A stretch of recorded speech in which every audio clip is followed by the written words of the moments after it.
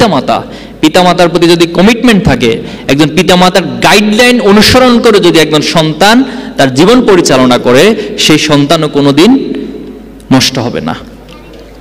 পিতামাতার প্রতি আমাদের কমিটমেন্টের জায়গাটা স্ট্রং রাখতে হবে। অনেকগুলো গবেষণা এসেছে, জাস্ট একটু উপলব্ধির জন্য বলছি, অনেকগুলো গবেষণা এসেছে যে যখন একজন মানুষ, একজন স্বাভাবিক জীবন্ত মানুষের হাড়গুলোকে একসাথে করে, আমাদের যতগুলো হাড় আছে এই হাড়গুলোকে একসাথে করে যদি ভেঙে ফেলা হয়, একজন জীবন্ত মানুষ যে কষ্ট পায়, একজন মা তার সন্তানকে ভূমিষ্ঠ করার সময় তার চেয়ে বেশি কষ্ট পায়। তাহলে সে মায়ের প্রতি আমাদের কমিটমেন্টটা কত বেশি হওয়া দরকার? আমরা পারবো তো ইনশাল্লাহ?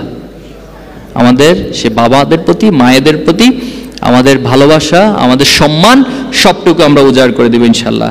আচ্ছা, আমরা এই যে ভালো পরিবেশ প্রয়োজন, তোমাদের একটা ভালো পরিবেশ, হাদিস শরীফে এসেছে যে পৃথিবীতে সব মানুষগুলি নিষ্পাপ হয়ে জন্ম নেয়, কিন্তু তার চারপাশের পরিবেশটা তাকে আস্তে আস্তে করে নষ্ট করে দেয়, খারাপ করে দেয়।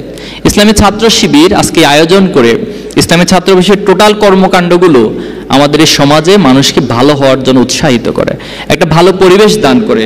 সেই পরিবেশের দিকে আমরা তোমাকে আহ্বান করছি।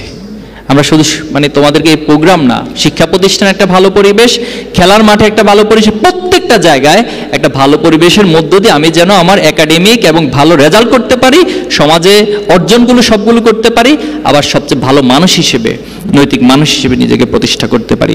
এই শিক্ষাগুলো হচ্ছে ছাত্র শিবির তোমাকে দিবে।